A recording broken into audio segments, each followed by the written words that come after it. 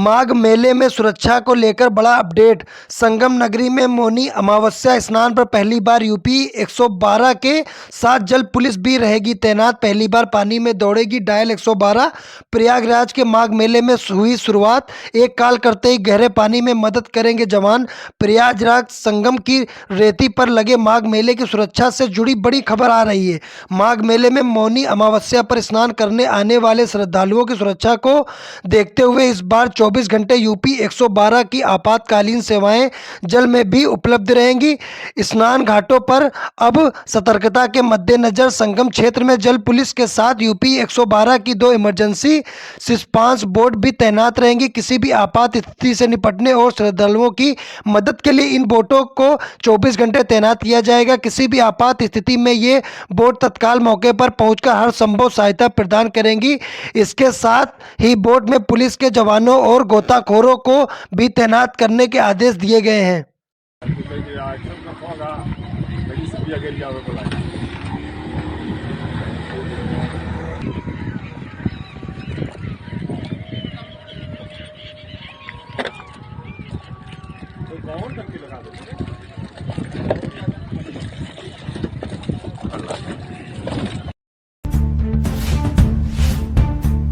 सभी तसल्ली से सभी के सवालों के जवाब देंगे तो उसमें बहुत ज्यादा आपको उसकी आवश्यकता नहीं है। आप 2 बार पूछेंगे तो 2 बार जवाब देंगे, तो शोर मत मचाइए। ये एरिया है जो आपका कथित रूप से मलिक का बगीचा कहा जाता है। ये जो फुटेज ली गई है, ये जब 30 तारीख को नोटिसेस दिए गए थे इंक्रोचमेंट के लिए, एंटी इंक्रोचमेंट ड्राइव के अंतर्गत, उस समय की फुटेजेस हैं। और इसमें आप लोग ये देख पा रहे होंगे कि ये जो छतों का क्लोजअप है, इन छतों पे किसी भी प्रकार के 30 तारीख के दौरान कोई पत्थरों की बहुत बड़ी संख्या में मात्रा जमा नहीं दिखाई दे रही है। ये 30th जब नोटिसेस सर्व करे गए थे इस एरिया में जो इलीगल इंक्रोचमेंट्स हैं, उस वक्त की फुटेजेस हैं। इसमें जो छतें आपको दिखाई दे रही हैं वो एम्प्टी हैं, उनमें कोई बड़ी भारी मात्रा में पत्थरों का दबाव नहीं है। इसको बंद कर दो। अब आप नेक्स्ट फुटेजेस पर आ जाओ, एक एक करके सब चलाते जाओ। इसको हटा दो, चला लो, इसको पूरा चला लो।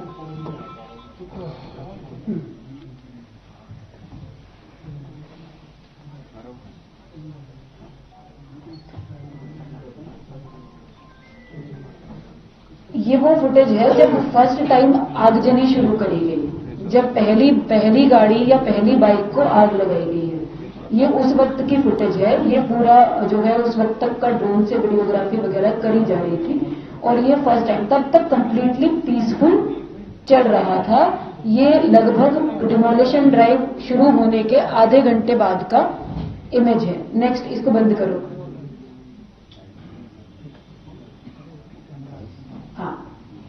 ये जैसा कि आप देख पा रहे होंगे, ये फर्स्ट टाइम की आगजनी की फोटो है, जब फर्स्ट आगजनी हुई थी। ये थोड़ा सा क्लोजअप व्यू है, वो दूर से था। इसको बंद करो, नेक्स्ट ले लो।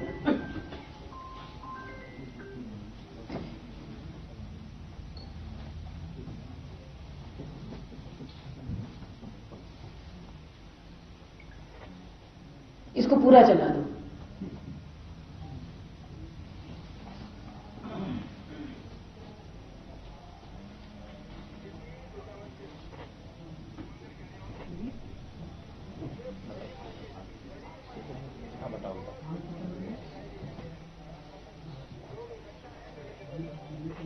क्या कह रहे हो? इसको दिखाने का मेरा मकसद ये है कि आप इस वीडियो में देख पा रहे होंगे कि यहाँ ना तो कोई पुलिस फोर्स किसी को प्रोवोक कर रही है, किसी को भड़का नहीं रही, किसी को मार नहीं रही, किसी को किसी भी प्रकार से कोई नुकसान पहुंचाने की कोशिश नहीं कर रही है, ना एडमिनिस्ट्रेशन की टीम, ना पुलिस की टीम। ये आप मॉब देखेंगे, ये वो मॉब है जो पहली बार इकट्ठा होना उस गली में शुरू हुआ जब आगजनी शुरू करी गई। जो पेट्रोल बम फेंकना है या किसी भी प्रकार का वायलेंस है जो शुरू किया गया, उस वक्त ये मॉब इकट्ठा हुआ अचानक से। ये डिमोलिशन ड्राइव शुरू होने के 45 मिनट्स बाद की फुटेजेस हैं।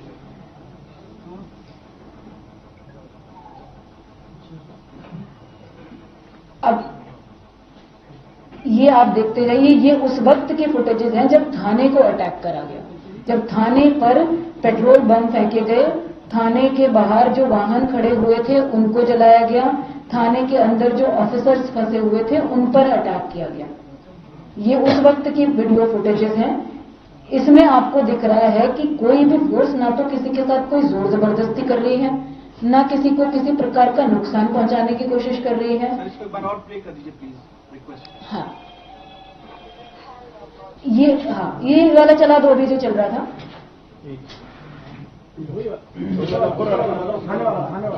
थाने वाला, इससे छठा वाला, 6th वाला। ये थाने पर जब आने शुरू हुए, इकट्ठा होने शुरू हुए, और थाने के बाहर जो आप लोगों की बाइक्स भी थी, पत्रकारों की, पुलिस के वाहन वगैरह भी खड़े हुए थे, अन्य भी आम जनता के आसपास के लोगों के वाहन खड़े हुए थे, ये उस वक्त उन पर अटैक की और उनमें आगजनी की फुटेजेस हैं। ये भी अनप्रोवोक्ड हैं, किसी ने प्रोवोक नहीं किया, किसी ने नुकसान पहुंचाने की कोशिश नहीं करी, किसी ने किसी को जो है चोट पहुंचाने की कोशिश नहीं करी। उसके बावजूद इस तरह का अटैक बिना प्रोवोक करे, बिना हार्म करे करा गया पुलिस थाने में फंसे हुए अधिकारियों के ऊपर। उनको बाहर नहीं निकलने दिया गया, उनको वहां पर अंदर जिंदा जलाने की कोशिश करी गई। ये आपका बनभूलपुरा के उस क्षेत्र का जहां आगजनी करी गई है, जहां गाड़ियां जलाई गई, जहां लोगों के शटर के आगे, दुकानों के आगे आग लगाने की कोशिश करी गई, ऑफिसर्स की गाड़ियों में आग लगाने की कोशिश करी गई, ये उसकी फुटेजेस हैं। इसको बंद कर दो। अब मैं आपको थोड़ा सा बैकग्राउंड बता देती हूँ, इससे पहले कि आप लोग अपने एक एक करके सवाल लेंगे। अरे वाइट लगाएंगे। इसमें आप लोग थोड़ा सा सभ्यता के साथ ले लीजिए। देखिए, आप लोगों से मुझे बहुत ज्यादा समझदारी की उम्मीद है और आप सभी लोग पढ़े लिखे समझदार व्यक्ति हैं, तो आप समझदारी का परिचय दें। अननेसेसरी बहुत ज्यादा आप लोग ये ना पैदा करें, क्योंकि ये अभी सहयोग की अपेक्षा है, अभी सहयोग ही आप लोग दिखाएं। तो इसका बैकग्राउंड ये है कि 15-20 दिन से हल्द्वानी के अलग अलग क्षेत्रों में, और उससे पहले से भी माननीय उच्च न्यायालय के आदेश के बाद भी अतिक्रमण पर कार्रवाइयां हुई हैं। अन्य जो स्टेट गवर्नमेंट के द्वारा भी जो है सरकारी भूमि पर अवैध अतिक्रमण को हटाए जाने के संबंध में जिला स्तर पर टास्क फोर्स गठित करी गई है। सरकारी संपत्तियों की सुरक्षा के दिशा निर्देश दिए गए हैं। सरकारी संपत्तियों की GIS मैपिंग करी जा रही है। जो कब्जे हैं उनको हटाया जा रहा है। जो सरकारी परिसंपत्तियां हैं उनको सुरक्षित करने हेतु अधिकारियों के उत्तरदायित्व निर्धारित करे जा रहे हैं। आपके मीडिया के द्वारा इसको समय समय पर रिपोर्ट भी करा गया है। पिछले 15-20 दिनों से एक ड्राइव हल्द्वानी क्षेत्र में नगर निगम की परिसंपत्तियों के संबंध में चला। शहर के जो चौराहे हैं, सड़कें हैं, ट्रैफिक कंजेशन से मुक्ति दिलाने के संबंध में उनके चौड़ीकरण की एक्टिविटी भी चली। सभी जगह विधिक रूप से प्रक्रिया पूर्ण करते हुए सभी को नोटिस दिए गए, सुनवाई के अवसर दिए गए। सुनवाई समिति ने करके प्रत्येक व्यक्ति को एक एक करके सुना और सबका निस्तारण किया। निस्तारण करने के बाद कुछ लोग माननीय उच्च न्यायालय में भी अप्रोच किया। कुछ लोगों ने, कुछ को समय मिला, कुछ को नहीं मिला। जहां पर समय नहीं मिला वहां डिमोलिशन ड्राइव भी नगर निगम, PWD और अन्य विभागों के माध्यम से अपनी अपनी परिसंपत्तियों पर टेकअप करी गई। तो मेरा ये स्टोरी, ये बैकग्राउंड बताने का मकसद ये है कि ये कोई आइसोलेटेड एक्टिविटी नहीं थी, ये कोई एक ही परिसंपत्ति को टारगेट करके करी हुई एक्टिविटी नहीं थी। ये पूरे काफी लंबे समय से हल्द्वानी के अंतर्गत सरकारी परिसंपत्तियों को अलग अलग क्षेत्रों में बचाने का, सुरक्षित करने का, अतिक्रमण मुक्त कराने का अभियान चल रहा है। उसी के क्रम में इस प्रॉपर्टी पर, जो कि खाली प्रॉपर्टी है, जिसमें 2 स्ट्रक्चर्स हैं जो कहीं पर भी ना तो किसी धार्मिक संरचना के रूप में रजिस्टर्ड है, ना ही किसी प्रकार से मान्यता प्राप्त है। उन स्ट्रक्चर्स को कुछ लोग मदरसा कहते हैं, कुछ लोग उसको नमाज स्थल कहते हैं, लेकिन उसका विधिक रूप से दस्तावेजों के अंतर्गत कोई अस्तित्व वर्तमान में नहीं है। उनको हमने खाली कराया, जो ओपन स्पेस था उसका कब्जा ले लिया गया और एक नोटिस परिसंपत्तियों पर, स्ट्रक्चर्स पर चस्पा करा गया, क्योंकि कथित रूप से ये एरिया मलिक का बगीचा नाम से जाना जाता है, जबकि कागजों में जो डॉक्यूमेंट्स हैं, दस्तावेज हैं नगर निगम के, वहां मलिक का बगीचा के नाम पे दर्ज नहीं है, नगर निगम की नजूर भूमि के रूप में दर्ज है। तो इन स्ट्रक्चर्स पर नोटिस चस्पा करे गए और खुद से ही अपना अतिक्रमण 3 दिन के अंदर हटाने के निर्देश दिए गए। 3 दिन के अंदर अतिक्रमण न हटाए जाने की दशा में या तो अपने अभिलेख प्रस्तुत करेंगे जिससे स्वामित्व सिद्ध हो सके, या तो हटाएंगे, अदरवाइज नगर निगम द्वारा हटा दिया जाएगा। ये बिल्कुल क्लियर इंस्ट्रक्शंस संबंधितों को 30 तारीख को दे दिए गए थे। उसके बाद 4 तारीख की तिथि निर्धारित करी गई, जिसमें 3 तारीख को काफी ज्यादा मात्रा में जो प्रतिनिधि गण हैं, जो भी हितधारक लोग हैं, आसपास के क्षेत्रों के रहने वाले लोग हैं, वो संभ्रांत लोग नगर निगम के सभागार में आए और हमारी टीम के साथ चर्चा करी। उन्होंने काफी सारे विधिक बिंदु रखे, उन्होंने अपने प्रत्यावेदन दिए और हमसे ये मांग करी कि हमें उच्च न्यायालय में, माननीय उच्च न्यायालय में जाने का एक अवसर दिया जाए। माननीय उच्च न्यायालय का जो भी निर्णय होगा हमको स्वीकार होगा। उसके बावजूद जब हमने समय नहीं दिया, क्योंकि हम ऑलरेडी समय दे चुके थे, तो हमारी जो रात को फ्लैग मार्च की कार्रवाई हुई, फोर्सेस वहां पहुंची अगले दिन के डिमोलिशन ड्राइव के लिए, तो उनके द्वारा कुछ डॉक्यूमेंट्स प्रस्तुत करे गए, जिसमें एक 2007 का एक ऑर्डर था। 2007 में माननीय उच्च न्यायालय के द्वारा जिलाधिकारी नैनीताल को एक ऑर्डर किए गए थे किसी प्रार्थना पत्र के डिस्पोजल के लिए पर्टिकुलर परिसंपत्ति के संबंध में। उसका जब हम लोगों को वो कागज रिसीव हुआ, तो उस कागज की, उस आदेश की सैंक्टिटी को सुरक्षित रखते हुए, उसका सम्मान करते हुए हमारे द्वारा अपने कार्यालय से उसकी पत्रावली ट्रेस कराई गई और ये वेरीफाई किया गया कि इसका डिस्पोजल क्या 2007 से लेकर 2024 तक किया गया या नहीं किया गया। उसका डिस्पोजल की जब विधिक स्थिति स्पष्ट नहीं हुई, तो जल्दबाजी में डिमोलिशन ड्राइव न करके उसको उस दिन रोक दिया गया, ताकि संबंधित पक्षों को वैधानिक कार्रवाई करने का पर्याप्त अवसर दिया जा सके। किसी भी प्रकार की जल्दबाजी में ऐसी कोई कार्रवाई ना हो जो विधि विरुद्ध हो या लीगल प्रोसेस अपनाकर ना करी जाए। ये हमने एक्टिविटी को रोका गया। मदरसा जिसको कहा जा रहा है, उस भवन को सील कर दिया गया। सभी की सहमति ली गई। वो हमारे पोजीशन में था, नगर निगम के एडमिनिस्ट्रेशन के पोजीशन में था। पीएसी वहां पर पोस्टेड थी। किसी भी व्यक्ति का उसमें कोई अहित होने की संभावना नहीं थी। कोई उसके अंदर रह नहीं रहा था, कोई बेघर नहीं हो रहा था, किसी का घर, आवास स्थान उसमें इन्वॉल्व नहीं था। That was a structure which was illegal. और उसको डिमोलिश करने से पहले जितनी भी विधिक प्रक्रियाएं हो सकती हैं वो पूर्ण करी गई।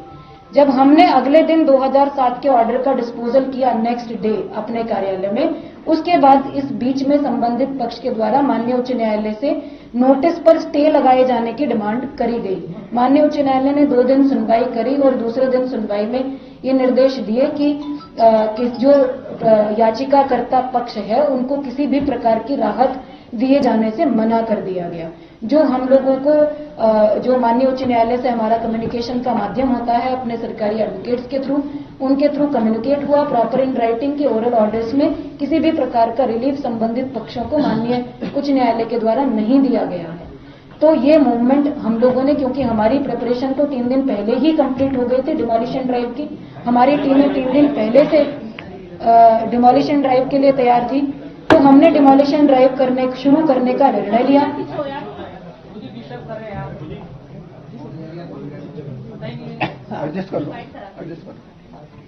तो हमारे द्वारा डिमोलिशन ड्राइव जो है कंटिन्यू करने का निर्णय लिया गया, क्योंकि किसी भी प्रकार का स्टे संबंधित परिसंपत्ति पर नहीं था, किसी व्यक्ति का कोई अधिकार नहीं था।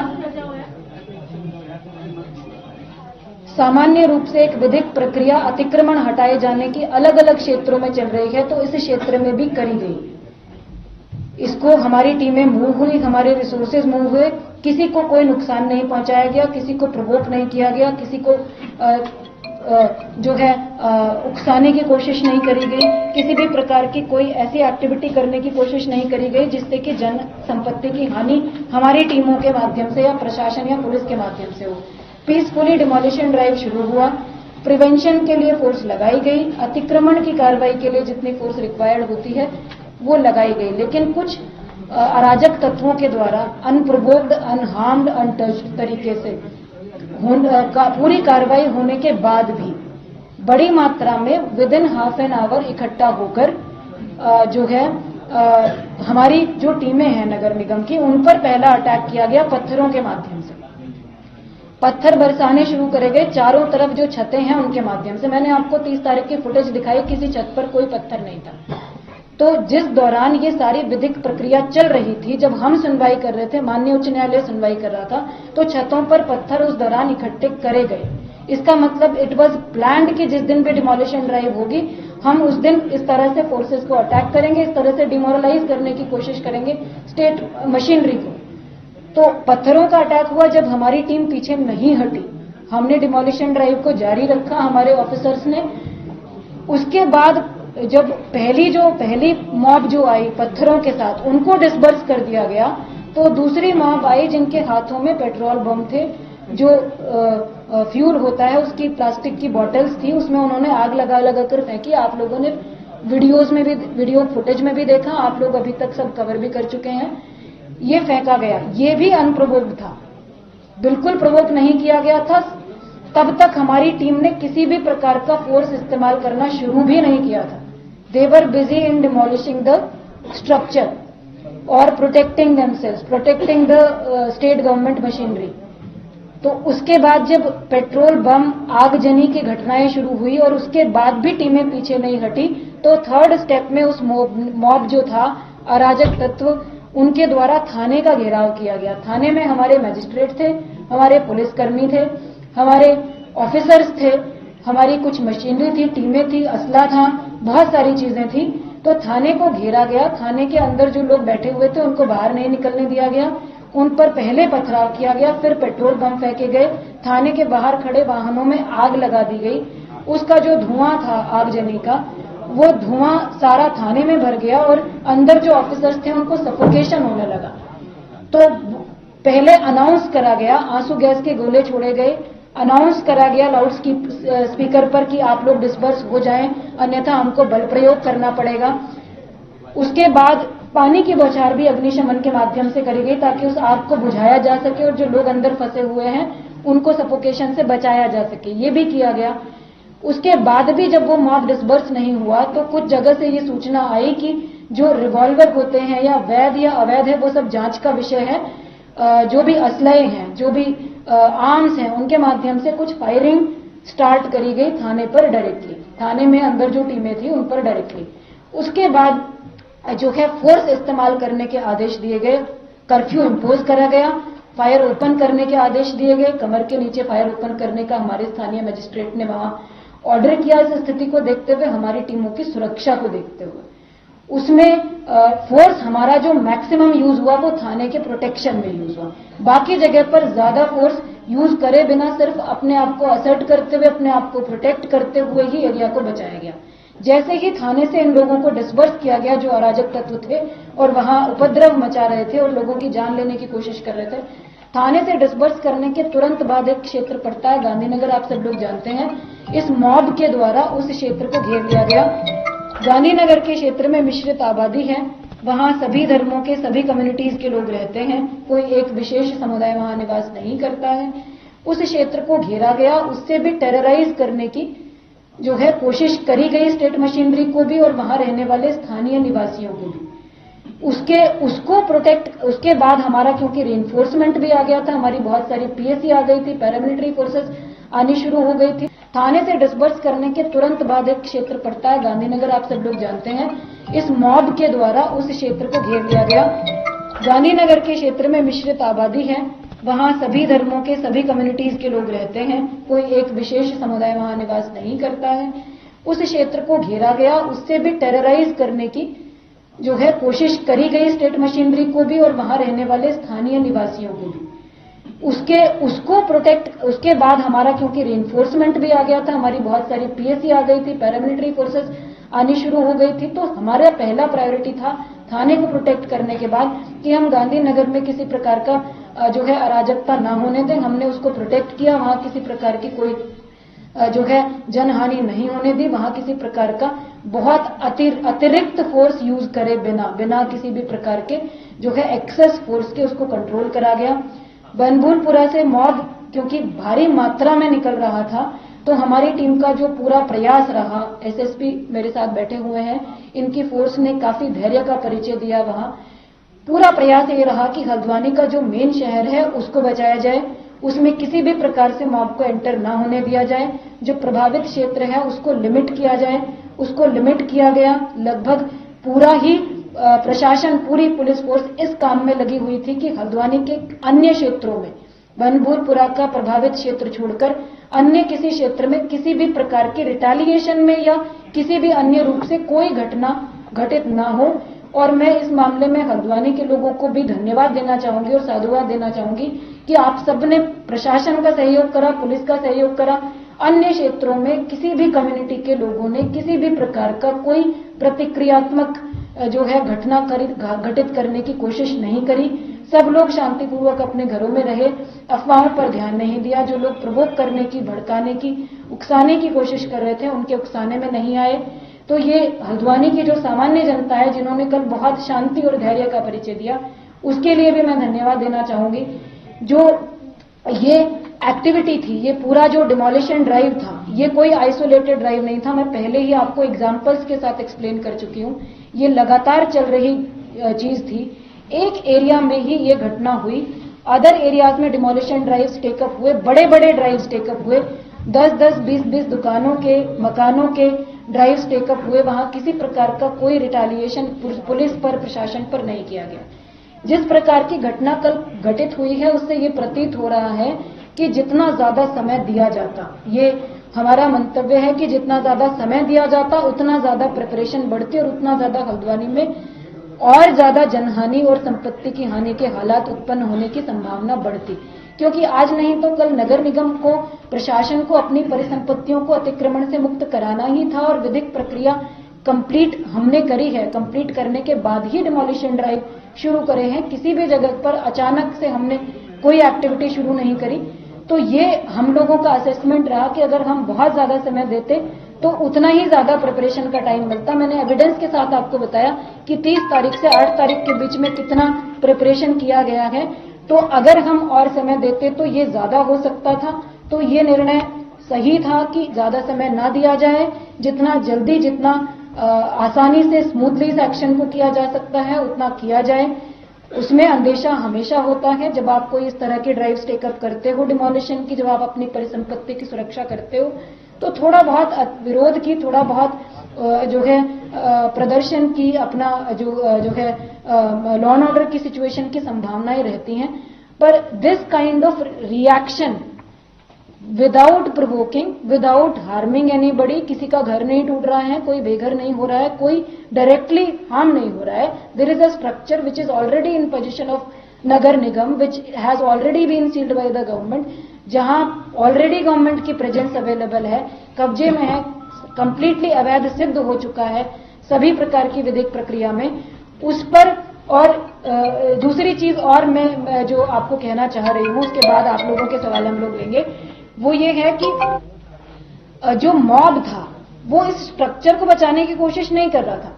वो हमने जितना वीडियोस में देखा, हमने जितना महसूस करा, वो अथॉरिटीज को अटैक करने की कोशिश कर रहा था। It was not against any community, it was against the state machinery, it was against the state authorities, it was against symbols of state government machinery. थाना, ये थाने को जो अटैक करने वाली चीज थी, ये स्टेट के जो सिंबल्स होते हैं, सिस्टम के जो सिंबल्स होते हैं, वो अटैक करने की एक तरह से कोशिश थी।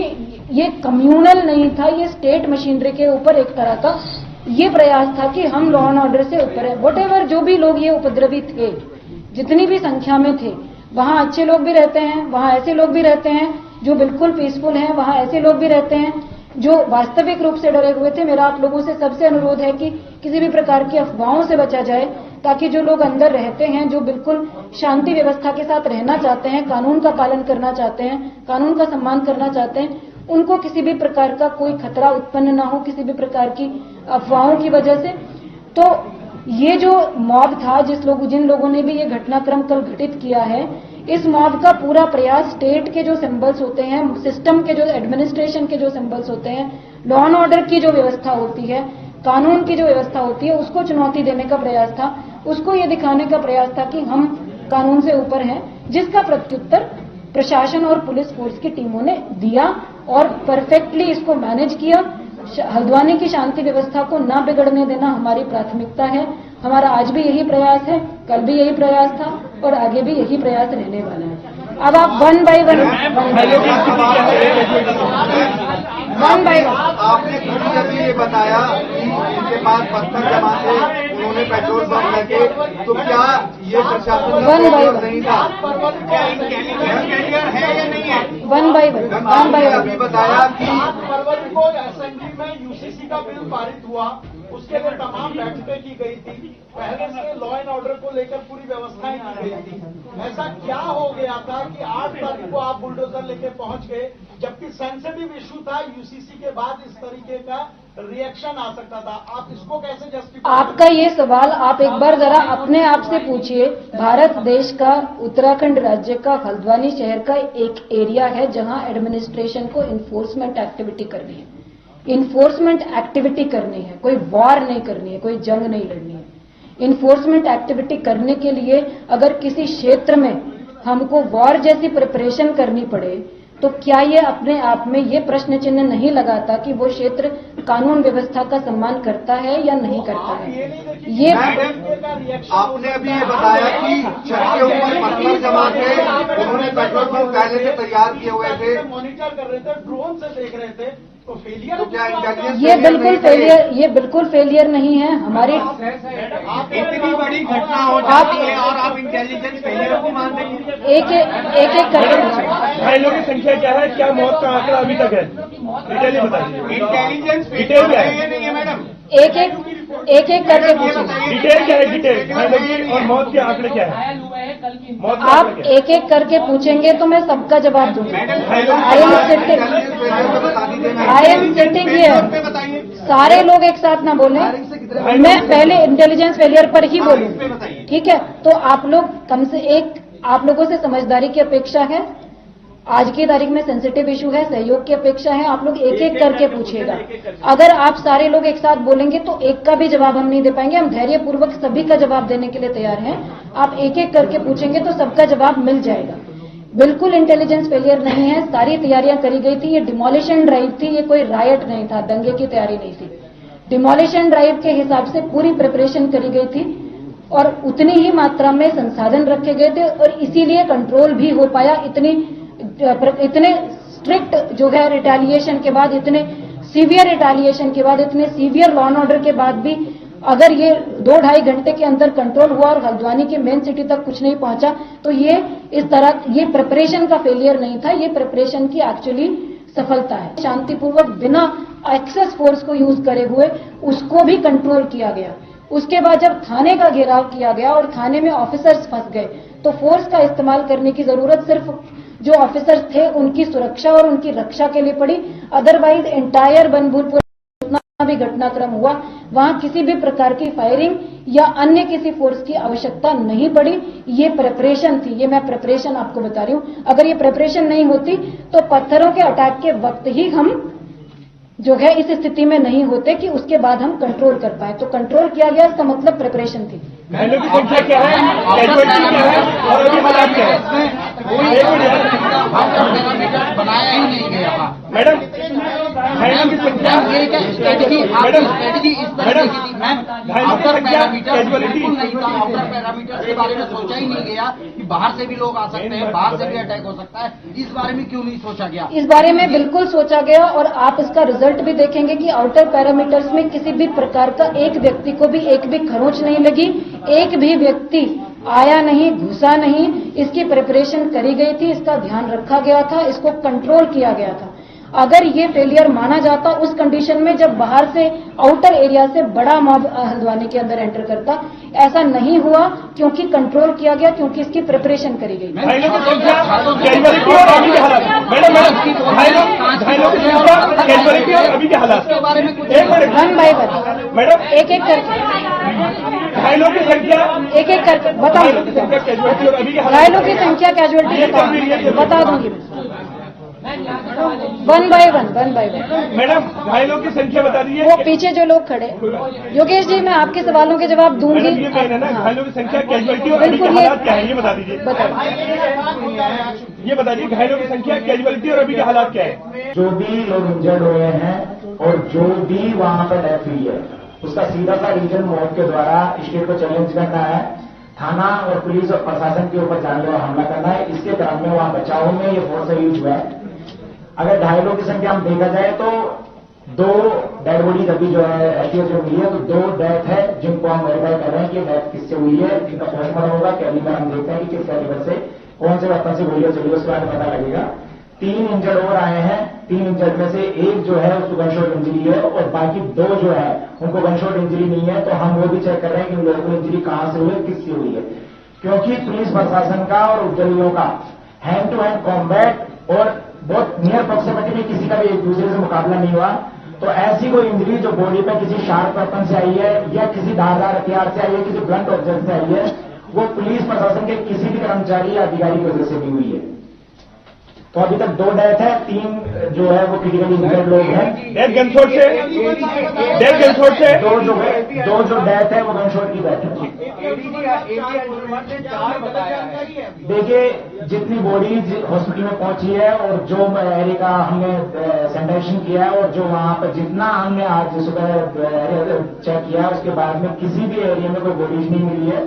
और अभी हॉस्पिटल में सिर्फ 2 बॉडीज मिली है जिनको हमने आइडेंटिफाई कर लिया है और बाकी 3 जो है वो क्रिटिकली इंजर्ड लोग हैं, उनका स्टेज में ट्रीटमेंट चल रहा है। अभी के हालात क्या है? फोर्स कितनी लगाई गई है? अभी के हालात जो है सामान्य है। जो ये हल्द्वानी शहर है उसमें शांति व्यवस्था बनाए हुए हैं। फोर्स जो है उसकी 5 कंपनी जो है पैरामिलिट्री की आई है, 5 कंपनी बीएससी की आई है। इसके अलावा जो हमारा जिले का फोर्स है और कुमाऊं परिक्षेत्र से लगभग 400 के आसपास पुलिस कर्मचारी और लगे हुए हैं। तो अगर देखा जाए तो हल्द्वानी शहर में इस टाइम लगभग 1100 के आसपास पुलिस कर्मचारियों की तैनाती की गई है। में से कितनी गिरफ्तारी? एक सवाल ले लीजिए। चिन्हित कितने गए? गिरफ्तारी कितनी हुई है? 4 मौतें हुई और आपके द्वारा बताया। ये एक बार मैं क्लियर कर देती हूँ इसको। इनिशियली जो इन्फॉर्मेशन आ रही थी, क्योंकि हमने हॉस्पिटल से इन्फॉर्मेशन कलेक्ट करी थी, हल्द्वानी के जितने भी हॉस्पिटल्स हैं, तो हमको कृष्णा हॉस्पिटल से 2 बॉडीज की सूचना मिली थी और एसटीएच से 2 बॉडीज की सूचना मिली थी। उसके आधार पर प्रारंभिक सूचना 4 की दी गई थी, जिसके साथ ये कहा गया था कि इसको वेरीफाई करा रहे हैं। जब बाद में उसको वेरीफाई कराया गया तो ये निकल कर आया कि कृष्णा हॉस्पिटल ने उनको एंटरटेन नहीं करके, क्योंकि ब्रॉड डेड थे, एसटीएच में भेज दिया था। तो वही 2 बॉडीज जो हैं वो कृष्णा में भी काउंट हुई और एसटीएच में भी। उसके कारण ये 4 का कंफ्यूजन क्रिएट हुआ। अभी तक जो ऑफिशियल इन्फॉर्मेशन है वो 2 गिरफ्तारी क्या है? देखिए, कुछ उपद्रवी जो है उनको हमने गिरफ्तार किया, कुछ उपद्रवी हमारे कब्जे में है। बाकी लोग चिन्हीकरण लोगों ने कर लिया है। 3 एफआईआर इस मामले में रजिस्टर हो रही है और 3 एफआईआर रजिस्टर होने के बाद में अभी हमारे कब्जे में 4 उपद्रवी हैं जिन्होंने इस मोह में भड़काने का काम किया है और जो थाने पर अटैक करने का काम किया। 4 उपद्रवी हमारे कब्जे। कितने लोग हो सकते हैं? देखिए, अभी जो हमने चिन्हित किया अभी तक की जो है उसके हिसाब से लगभग 15-20 लोग ऐसे हैं जिन्होंने इस सारे मौत को भड़काने का काम किया है, बनफूलपुरा और हल्द्वानी शहर में माहौल खराब करने की कोशिश की है और इस मौत को यूज करते हुए स्टेट को और जिला प्रशासन को चैलेंज करने की कोशिश की है। तो ऐसे लोगों के खिलाफ हम एफआईआर कर रहे हैं और जिसमें ये जितने भी लोग हैं इनके खिलाफ पुलिस सख्त कार्रवाई करेगी। जितना भी सरकारी प्रॉपर्टी का जो डैमेज हुआ है इनकी वसूली इनसे की जाएगी, इनके खिलाफ सख्त कार्रवाई की जाएगी और आगे के लिए एग्जाम्पल सेट किया जाएगा कि कोई भी कम्युनिटी या कोई भी आदमी अगर स्टेट को चैलेंज करने की कोशिश करेगा, जिला प्रशासन को चैलेंज करने की कोशिश करेगा या किसी सरकारी कर्मचारी पर जानलेवा हमला करेगा तो उनके खिलाफ स्टेट बहुत सख्ती से निपटेगा। ऐसे लोगों के लिए एग्जाम्पल सेट करेंगे। बताया जा रहा है कि बाहर से भी कुछ लोग आए हुए हैं इस घटना के लिए, बाहर से भी कुछ लोग क्या वो आइडेंटिफाई हो पाए हैं कि बाहर से कौन लोग पहुंचे? देखिए, इस एरिया में जैसा कि डीएम मैडम ने बताया, गोली चलाने से पहले इन लोगों के द्वारा कंटेनमेंट वेपन और इनके जो इलीगल आर्म्स है उनके द्वारा फोर्स के ऊपर गोलियां चलाई गई। उसी के बाद में गोली चलाने का आदेश दिया गया, चूंकि वहां पर गोलियां चल रही थी और दूसरे हमारे मजिस्ट्रेट के साथ में कुछ कर्मचारी थाने में फंसे हुए थे। उनकी जान बचाने के लिए और थाने में कब्जा लेने के लिए और उपद्रवियों को वहां से तितर बितर करने के लिए पैरों के नीचे गोलियां मारी गई। लेकिन कुछ उपद्रवी हो सकता है कि भागते टाइम गिर गया, किसी और वजह से उनके साथ किसी और बॉडी पार्ट पर चोट लगी है। लेकिन अभी जो स्थिति है उसके हिसाब से वहां पर स्थिति शांतिपूर्ण तरीके से हमने कंट्रोल में ले ली है और हल्द्वानी शहर में अब माहौल हमारे कंट्रोल में है, हर तरीके से शांति बनी हुई है। इंटरनेट बंद है, इंटरनेट बंद है, मीडिया कवरेज रोका जा रहा है। दंगाई जो है बहुत बड़ी संख्या में थे। मैं मौके पे था, 200 से 250 लोग पत्थर मार रहे थे हमारी गाड़ियों पे।